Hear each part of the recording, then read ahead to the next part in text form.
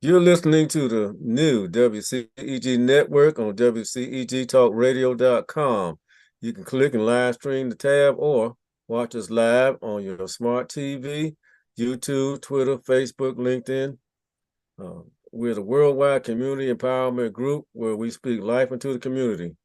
Subscribe free to our YouTube channel, WCEG Network. Like, follow, and connect with us on Facebook, Twitter, Instagram, and LinkedIn. On our new platforms, download our free mobile apps.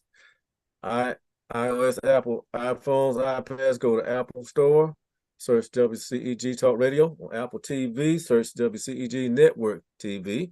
Apple Watch, search WCEG Network. Android mobile phones and tablets, go to the Google Play Store, search WCEG Talk Radio. Last but not least, the topics and opinions are those of the show hosts and guests, not WCEG Network, and we thank you for your continued support. My name is Dr. Ronald Tolbert, your show host today, and we'll be talking a little bit about what we need to do for our furry friends during Thanksgiving. In addition, we have with us Adam Garcia of Nestle Purina, who will help us go through and navigate the different types of diets and what we can do to support our pets when they have certain diseases. And at this point, I'd like to introduce Adam Garcia. Hello, Adam. How you doing? I'm doing great, doctor. How you doing? All right. Tell us about yourself. Yeah, so I am with as Doc said, Adam Garcia with Purina, specializing in the veterinary diets and the veterinary supplements. I've been with Purina just for a little over a year, so I'm still kind of learning some of this. And one of the things that's great is it's such an evolving topic with nutrition, both in human space and in the animal space as well.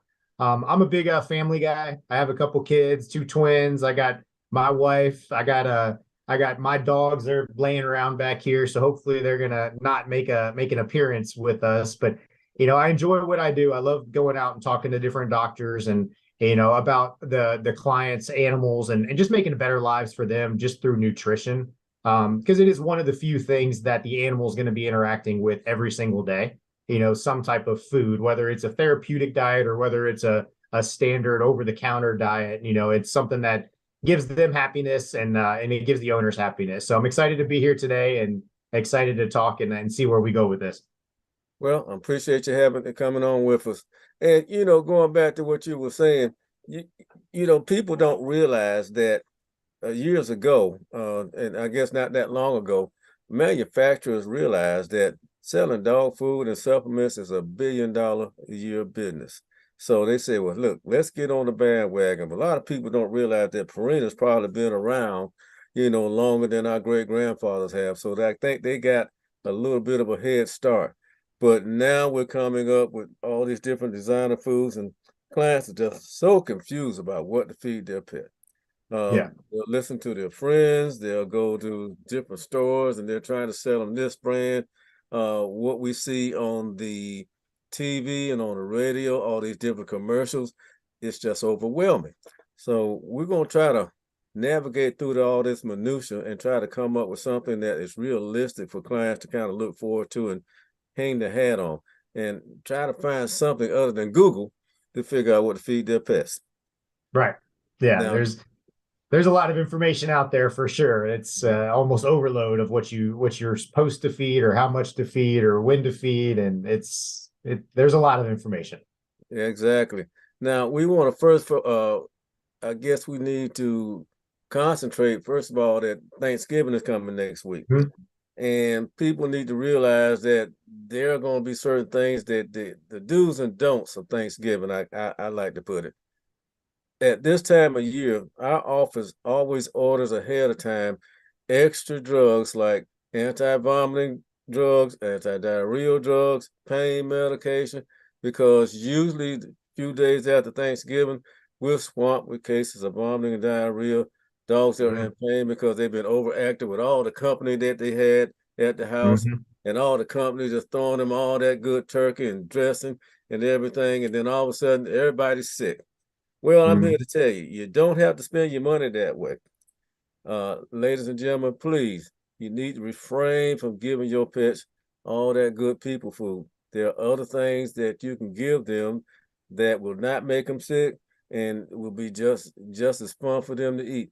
And I believe you guys have some treats that that you have to offer clients as well, do you not? Yeah, there's certainly some Purina treats that you can find over the counter that are going to be good for these for the dogs. But just to kind of echo what you're saying, Doctor, so many I was reading this morning that there's an uptick of veterinary clinic visits during Thanksgiving for the reasons that you're talking about. You know, for people just giving them, you know, things that they're not used to, and dogs are very finicky when it comes to even changing dog food.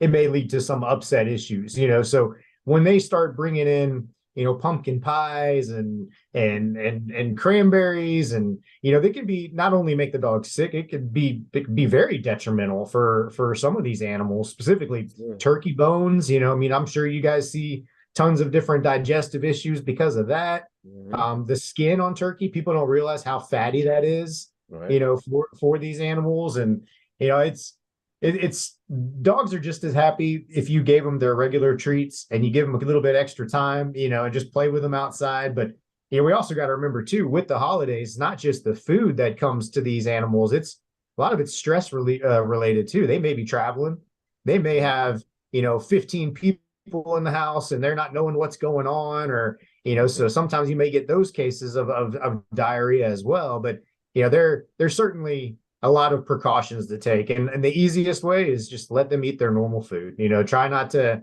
you know, give them too much of anything. I mean, they could probably be okay with a mashed potatoes without the butter and sour, just plain boiled baked potato, or you know, a little bit of the white turkey. But for safety precautions, I wouldn't do any of that. Just Yeah. let them have their own food. Go get them a special can of, you know, something that they've had before that they know they like within the pet food space, you know, and let them have a little bit of an extra treat, or get them the turkey and gravy flavored instead of, you know, their chicken flavored or something. So they get to celebrate, but they're not going to feel bad. I promise you.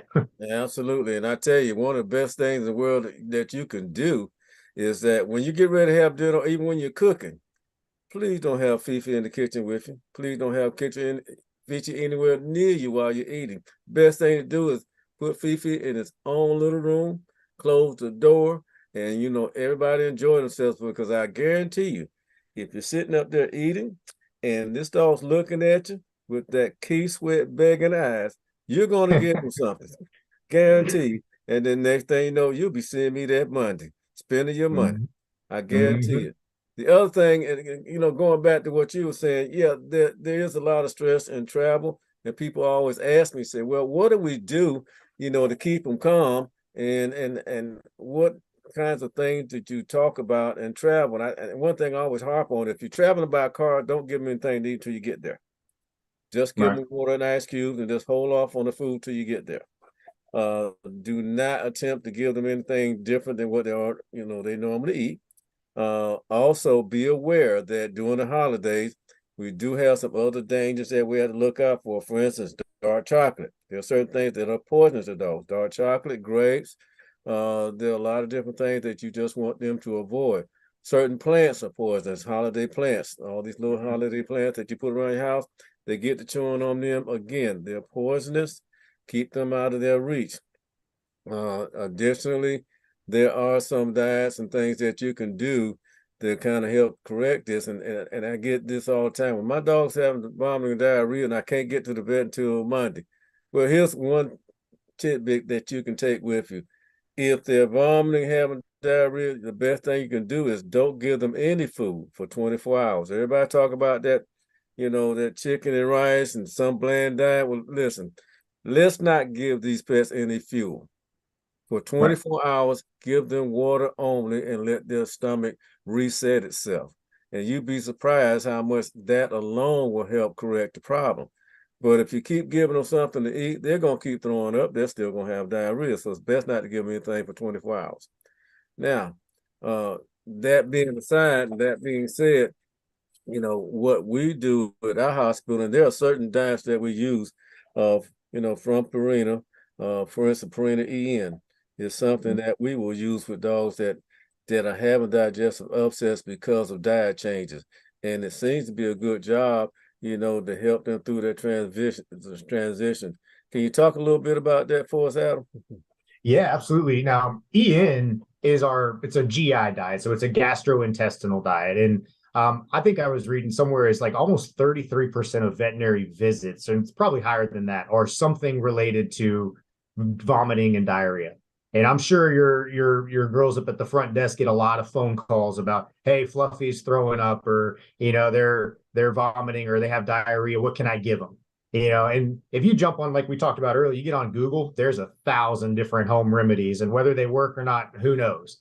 But like you said, some of the best things is do nothing, is probably one of the best things in those scenarios. But the EN diet is good for a couple different indications. It's going to work for both the acute and the chronic diarrhea, meaning the chronic is that continuous diarrhea where we can't figure out, they're just something's going on inside that's causing that. And the acute is they got into something, he got into the Halloween candy or whatever, the turkey bones or whatever. So, you want to make sure that you get them on this. And one of the biggest things you look for, and obviously I'm a Purina advocate, I'll talk about our diets, but on any GI diet is you need something that's highly digestible.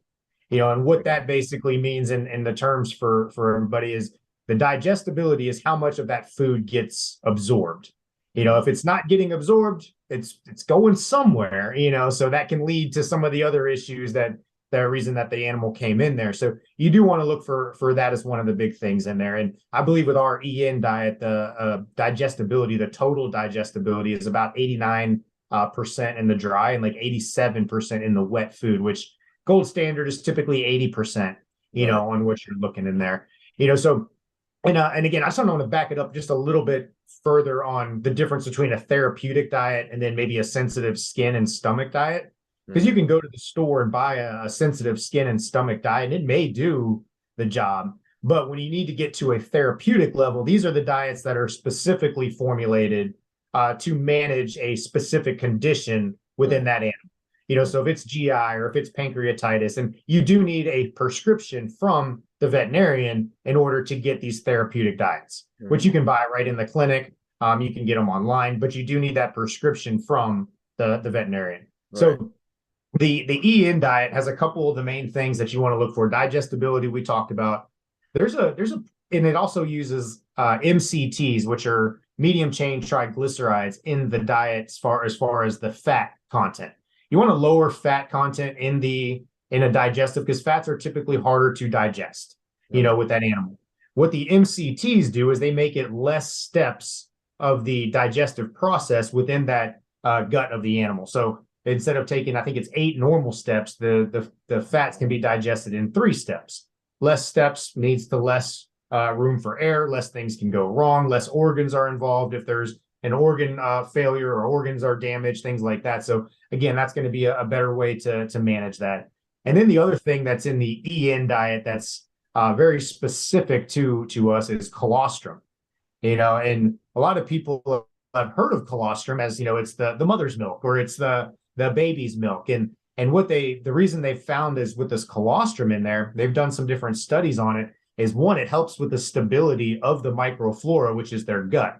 More stable leads to, I don't want to say better looking poop, but that's kind of what you're looking for. Like there's not a good looking one, but when there's more solid, that's what you're looking for, right. In that. And the added colostrum gives them that extra benefit of having the increased immunity, as they're puppies that have GI issues, because you can use this diet on the puppies as well. So it helps boost their immune system either without shots or just in general to keep it up into a healthier level. So again, it's a great diet to help manage that. You can leave the animals on it if you've had chronic issues as well. So it's Purina's biggest diet out there, and I think GI is 100% the most common. Yeah, absolutely. And I'll tell you, and for those people who are not aware of what colostrum is, that's that first milk. That first mother's milk that you're going to get is thicker than the rest of the milk. So I don't want everybody to think, hey, let's start putting milk in your food. No, we don't want to do that. Okay. The first milk that mama makes is full of antibodies. Okay. That protects that baby from all these wonderful diseases that you're going to run across. And this is why it's so important, that they get that, and this is especially true in dogs. So, the fact that, they can get an antibiotic that will protect them, from getting sick from worm infections, will protect them from getting sick from viral diseases.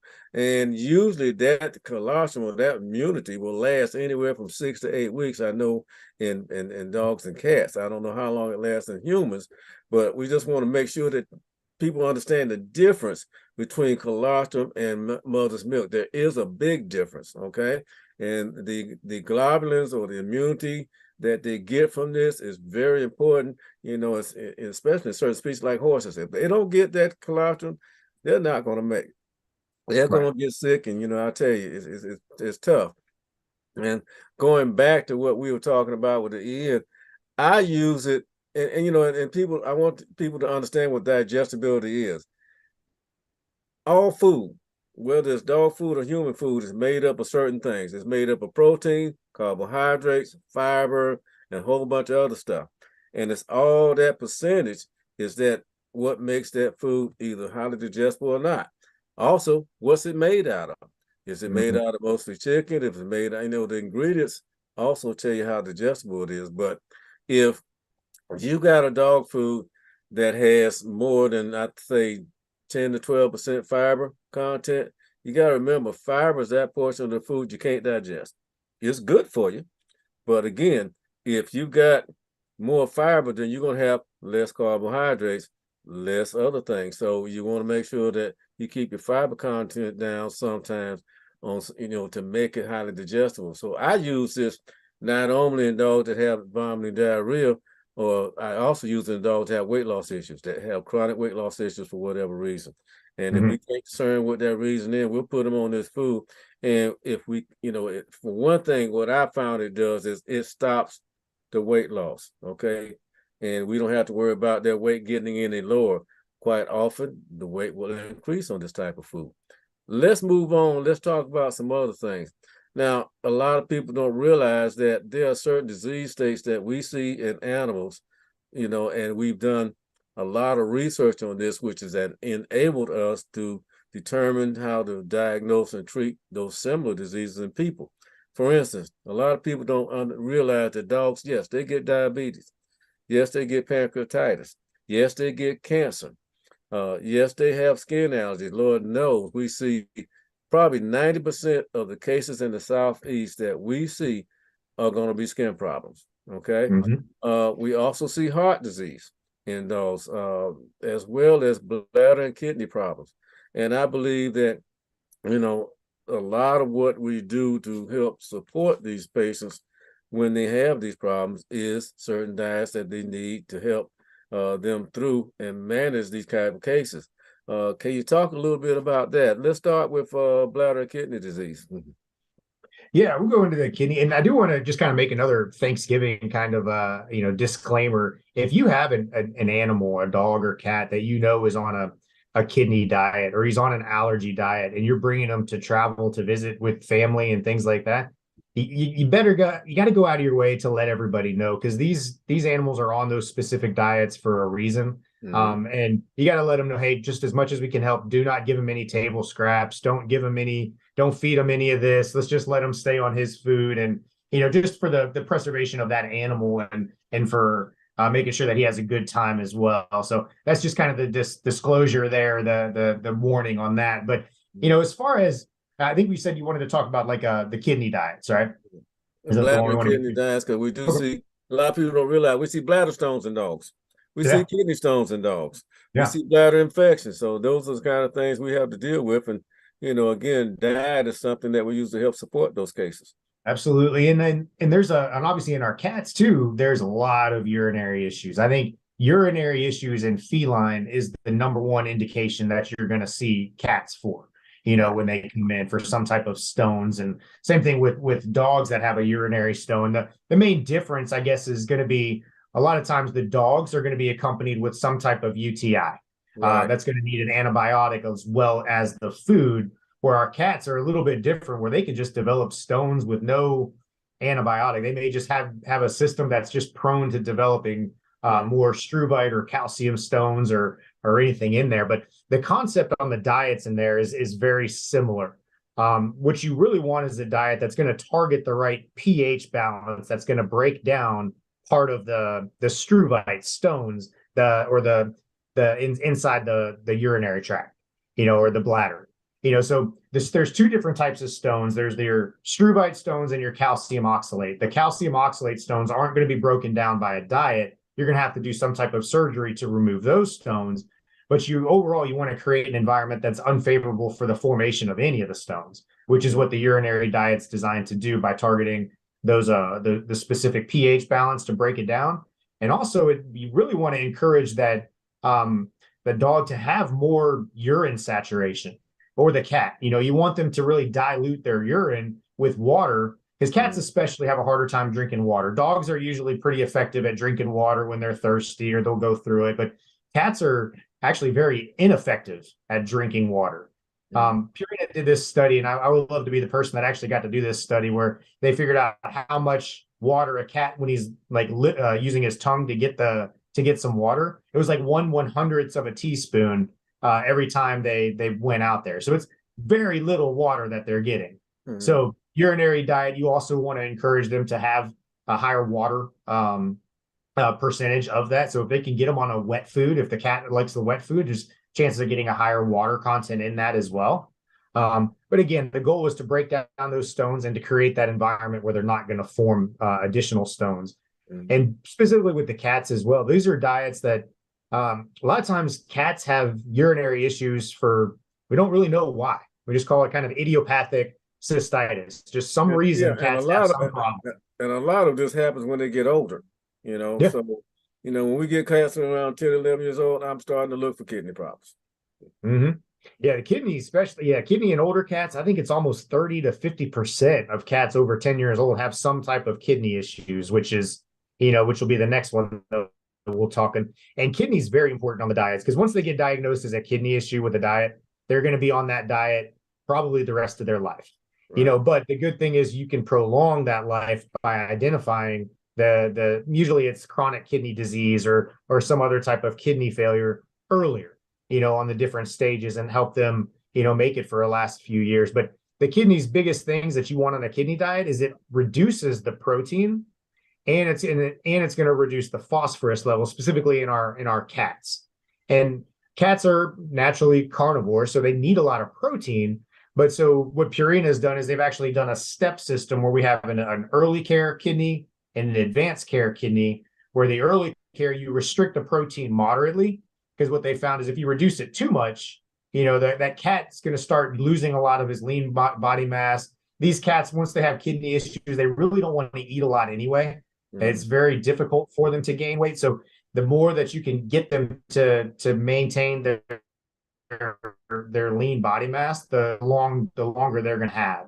So you kind of step it down a little bit with moderate. Now, once they get to the severe case, then we would move them to the advanced care, which is a little bit more restricted on the protein. Both of them have the restricted phosphorus levels, because that's something that they're not going to be able to do. But it's certainly very important both on the urinary side and on the kidney side. Once you can identify it, get them on one of those diets to help prevent it down the future. Yeah, and just for our listeners, we need to explain to them this, that what the kidney actually does. It's the filter of the body. Okay, it enables the body to keep certain things and get rid of certain things. And when you were going back talking about the pH, well, let's understand what pH is. It's either going to be a situation where you got acid or basic. Now, bacteria don't grow very well when the pH is low or more acid, and that's one part of why those diets are, effective in what they do. The other thing is that you got to understand that without that kidney, we're not going to survive. You got to have kidneys, and you can live with just one kidney, but again, I want people to understand that how important that is, because it's that balance that kidney helps maintain. It will get rid of ammonia, so it doesn't build up in your blood. It will get rid of excess salt. It will keep bicarbonate. So all those functions that the kidney needs to do is something that those diets will help support, as well as medication. Getting back to, like I say, the bladder, Yes, if we're dealing with stones quite often, we do have to do surgery on these dogs or cats, and Right. we need to maintain them, on diets usually extensively and for a long period of time. And it's tough because you got to find something. First of all, they're going to eat, and I know in the industry they do anything and everything they can to find ingredients that these patients are going to eat, because sometimes you'll come up with a specific therapeutic diet. We know it's good for them, but they just won't eat it. So what do you Mhm. do? Well, you go back to the drawing board and try to find something that they will eat that will do the same thing. And I think that's where the other part of what the dog food companies and people like yourself and Purina, they have an extensive network of research to try to Mhm. figure out all these kind of things. And why don't we talk about that just a little bit? Yeah, that's one of the biggest things that Purina is advocates, specifically on the therapeutic diets, is as Doc was saying, if an animal doesn't eat the diet can't do its job. So it has to be palatable. It has to taste good for these animals. And Purina spends, I don't know what the exact amount, but a ton of research, a ton of money going into the palatability testing of all of our diets. And they do it right there in our headquarters up in St. Louis, where they have just that's their job. The laboratory is just for animal feed testing. Do they like it? What can we tweak it? How can we get the animals to eat it more? And just make sure that they're going to get it. Specifically these kidney diets. And cats are a little finicky anyway. Yeah, they may sometimes they're going to go in and they're going to turn their nose up at this diet, but eat this one. But so like doctor was saying, like sometimes you got to go back to the try another kidney diet to make sure that they're going to like it. But again, Purina does do an amazing job of the palatability and testing on that for our animals. Exactly. And I tell you, that, and that's, I think that's the hardest part, even giving medication. I mean, Mrs. Smith's gonna come in there and say, "Well, this is what I found on JoJo. You give him these pills for a week or two, he'll be fine." Guess what? The vast majority of clients don't know how to give pills. Well, how do I give it to them? And Right. and it's tough because they're not gonna poke pills down the throat like we do, and Yeah. I have to figure out. I spend my days and weeks trying to figure out how to get medication in dogs and cats. And cats are probably the worst. How you gonna give them a pill? That is something that you really have to scratch your head about, and figure. Sometimes we have to compound medication uh, in order to give them what they need. Liquid versus chewable, uh, Mhm. capsule versus tablets, size, everything matters. Can you give it to them with cheese? Can we give it to them with peanut butter? Can you put it in their food? Well, I'm here to tell you, ladies and gentlemen, do not put it in their food. If you put it in their food, 9 times out of 10, they're not going to get it. So you got to No. get something very specific that they're going to gobble down right off the bat to put it in. The other thing is frequency. Can we find medication that they can get once a day versus 3 times a day? I know for a fact most people, humans, don't like taking medication. So if they only have to take it once a day versus 3 times a day, that makes a big difference in how we can treat these patients. The other thing too is that you have to realize that people tend to go to Google a lot. And I'm here to tell you, I've got a better resource than Google. You can go to redoakah.com. And if you go on our website, you will find a couple of things. One, it will have on there nutrition, fact, myth or facts. And Mhm. it will cover certain concerns that people have. For instance, people are into grain free. Uh, I have no problem with people doing that, except that that's a myth. There's no advantage in feeding pets grain free. Matter of fact, we found on certain diets that have been on recall that has actually been more harmful than good. They are concerned about other ingredients that they've been eating forever, and a lot of times it's something that is made up to scare clients and to feed them something else. And I don't think that's probably good in our industry. So I encourage people to do real research with people that have, with websites of people that have medical degrees. Okay, not just people who are, making things up. So you never know what you're going to get sometimes when you go into Google.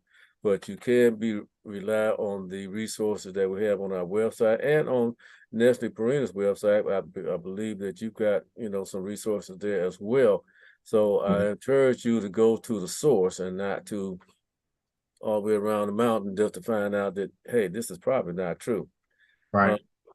And luckily, Purina actually did some research on this, and most people still find that they trust their veterinary's advice the most. That doesn't mean they're doing it all the time, because I'm sure people come in and talk to you, but like bringing it to your veterinarian of what the best diets are, what kind of food should be eating is still where I think it was 30 to 40% of people still lean on. So that's a good thing, because you can get lost out there in the world of Google or anything else. And Purina has a couple of different resources that we talk about too. Purina Institute, it's not product specific, but it's very informative on what do you need to do now that you have a diabetic cat, or how do you feed somebody on a weight management. And then I've read some other ones. Petfoodology.com is a big one that allows you to do your own research. Like you were talking about, that's one of the biggest things is you can go in there and look at all the different pet industries. Do they have a licensed veterinarian on staff? Do they have a nutritionist on staff? Where's their stuff made at? What kind of what's their supply chain look like? And it really lets you take a deeper dive into what's going on, because unfortunately the market now is flooded with a lot of different options. I mean, I think there's almost 2 whole rows of pet food now in most grocery stores. It's a lot more than that. Trust me, it's a lot more than that. And then that's they're going to be saying, "Hey, this is gluten free. Are you serious? Unless you got celiac disease, why are you worried about gluten?" Okay. And get back to giving medication. I mean, I think one of our listeners asked, "Can you crush it up and put it in the food?" Yeah, you can do that, but here's the thing: if you give it to them in their regular diet, they still may not get it because they may not eat all their food. So the object, and I beat this over my client's head. Look, that much, not much bigger than a meatball. Give them that first, then give them their regular food. If you want to crush it up, put on some food, just a little bit. Make sure they eat that first, then give them the rest of their food. All right. That way you make sure they get it. You want to eyeball this, okay? Otherwise, you just spinning your wheels. The other thing too is, and getting back to, skin problems. We probably see more skin problems in the Southeast and probably the rest of the country. And people can tear their hair out about skin problems, and most of the time it's not their fault. It's just the bad luck of the draw that you're going to have a patient that somehow, either is born with a certain allergy or issue, or they are what we call acquired allergies. Normally, if you're thinking about things that they're born with, you're probably talking about flea allergies. Okay. 1 or 2 fleas, saliva injected will break a dog out a lot of times, but it doesn't affect all dogs. If you're unlucky enough to get one of those, hey, there are some things that you can do for that. Secondly, acquired allergies, which, a lot of what we see are going to be acquired allergies. You say, what's an acquired allergy? Well, it's something you develop over time. And normally in pets, you're going to see this develop between the ages of 3 to 5 years. Well, there was nothing wrong with in the first 2 years. You're right, there wasn't. But now that they've been exposed over and over again to something that their body just don't like, now they're breaking out. Food allergies, on the other hand, they start from the beginning. We start seeing that before a year of age. And that's it's not the easiest thing in the world to diagnose, because you do have to do what we do, food trials. And basically food trials involve giving a pet a specific diet that they've never had before in their life. Okay. And you got to do it 2 months straight, nothing else. And people say, well, I go get lamb and rice from the store, and I go get the food that says skin sensitivities. Let me explain something to people. Commercial dog foods are not the answers when you have a true food allergy, because just about all of them have similar ingredients. So switching your food is not the answer. Number one. Number two is that less than 1% of the cases that we see have food allergy. It's very rare. Okay. But when we see it, it's dramatic. So people say, well, I changed the food. I get this all the time. Well, I changed the food. Good for you. It's not going to help anything, because you got to realize that if they get a food allergy, the skin problem never goes away. It's year round. It's from January to December. Whereas when you're looking at an acquired allergy, it'll show up in the spring when all the pollen's out, maybe this time of year in the fall, but it's not all year long. So these are the type of things that we have to look at as veterinarians, because a lot of people don't realize 80% of our diagnoses is history. So we have to be able to ask questions and kind of get some good answers from our clients to help us figure out what's going on with them. Now, in terms of choices, we have to figure out, what type of diets to give these pets so that we know, first of all, that what they're getting is something they've never been exposed to before. And that's the whole crux of the matter. Can we talk a little bit about, hypoallergenic diets and what they can do to help solve some of these problems? Yeah, absolutely. And like you were saying, I think people are a lot of times they're quick to say, Fido's allergic to chicken or he's allergic to grain, and they maybe because they had a couple GI issues. And there certainly is some cases of people being allergic to things. Of course, food intolerance is, it's a big indication, but I don't think it's as common as people think it is with their animals. Like you said, I think I was reading something about, I don't know, maybe about 30% of people that come in have some type of skin issues. But of that, only maybe 2 to 10% are maybe food related, food intolerance related.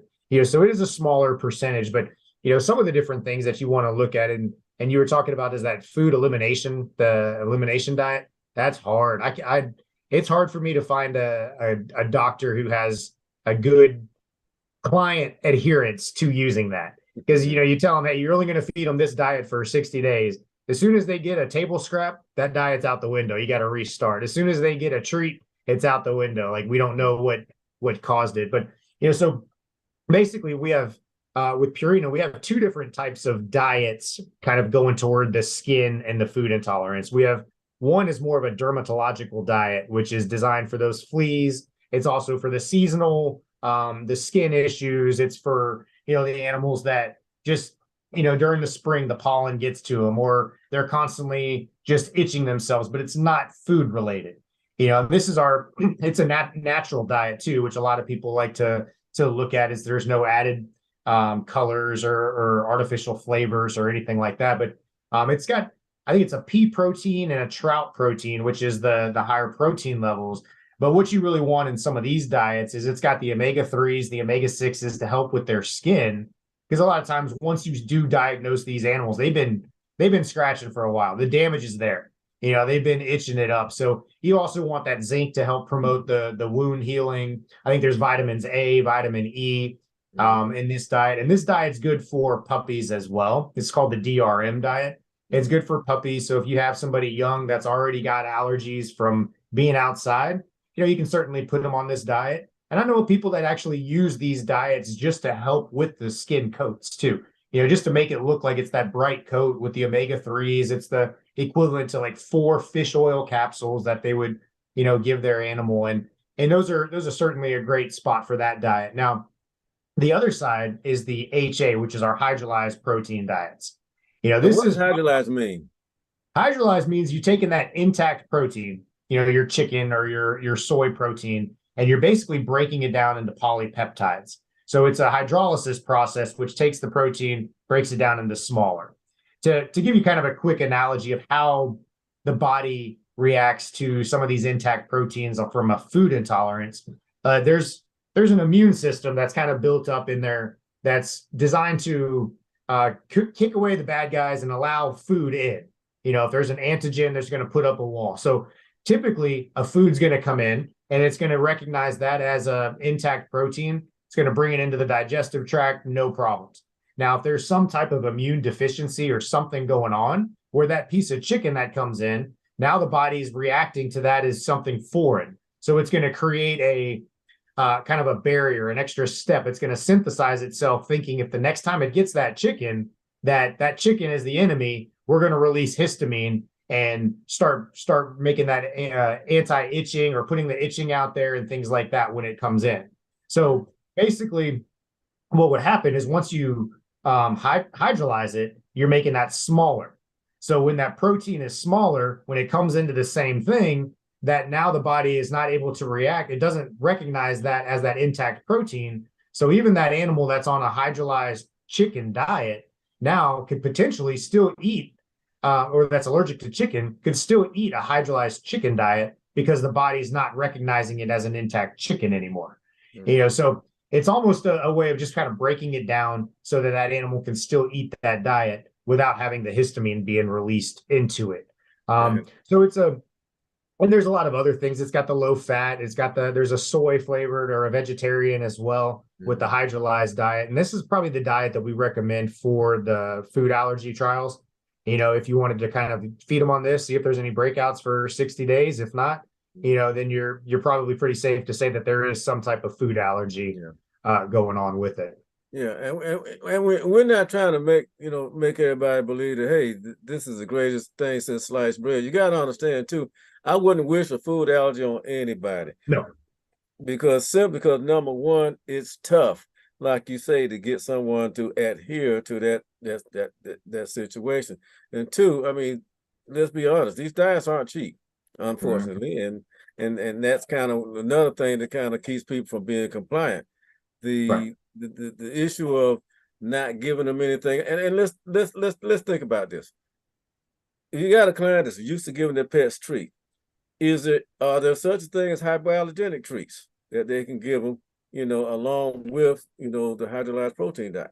Is there anything such like that? Yeah, like Purina is actually coming out with one in December. They're going to be rolling it back out next month. It's the hyperallergenic treat, which is a hydrolyzed treat for these animals. So that way you can still feel like you're giving them, a treat. They still get that, okay, good boy type reaction. So you can feel safe giving them a hypoallergenic treat where they know it's hydrolyzed to the same capacity as their food. Yeah. And I think one other thing to it, I mean, if that doesn't work, if they don't have that available, we recommend using sweet potato, because we just don't have pets reacting to sweet potato. That's kind of like a safe bet. And you can cook it to where it's still got some texture to it. You don't want it like soft or anything, if you can help it. And cut them up into smaller treats for your pet. So that's something that is tolerable. And I do think that they make sweet potato treats as well. So that kind of absolves some of those fears, because when you tell the client that they can't give them those treats anymore, they kind of look like that little boy on Home Alone. They got, and it's over. I mean, they can't handle it. I said, what are they going to do? It's the end of their world. So we got to do more to kind of figure out, how clients can actually go through these diets and be compliant with them, and also give them something that's healthy as far as treats go as well. Again, I would not wish a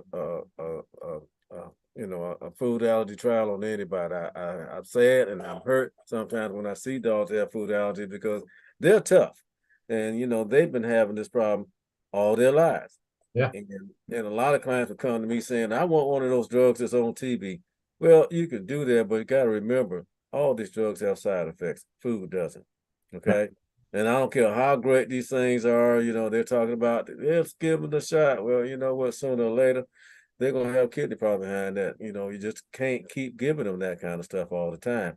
And it's better to figure out what's wrong with them and prevent them from having these problems in the future rather than giving them drugs. Our plan is, obviously when they do come in with these allergies, we do have to give them some medication, right? And the plan is this: we give enough medication to last them probably 3 weeks, maybe 4 weeks. And then they're on the hypoallergenic diet. By the time the medication wears off, hopefully, the food trial kick in.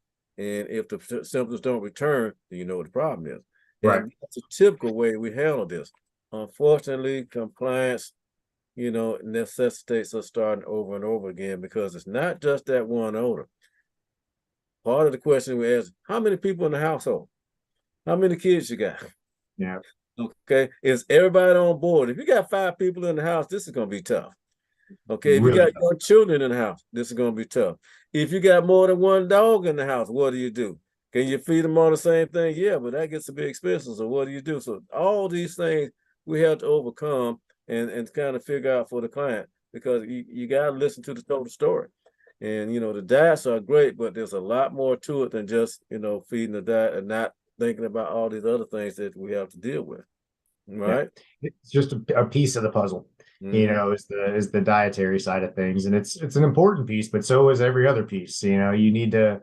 It's the full picture, like you're saying, to especially those allergy, unfortunately, animals. Is not only is it it's bad on the animals. Like I feel bad for the owners too. I mean, not just from a monetary point, it's expensive, and all the shots if they're coming in to get allergy shots, those aren't cheap either. But Right. also the dog, maybe if the dog's laying on the couch just scratching himself all day, that drives you kind of crazy, Yeah. when you just hear Yeah, those when it's sounds. waking you up out of your sleep, yeah, that's when they I call know. it. You see, I got to Once it fix starts, this, and once and, it's and unfortunately, these allergies, skin allergies, are some of the things that have clients falling out with the doctor because say, "Look, I tried all this stuff and it's still not working." I think the impression is that, hey, you can cure this. I'm here to tell you, ladies and gentlemen, no, you cannot cure allergies. You can control them, but you cannot cure them. And that's where the frustration, and I get it.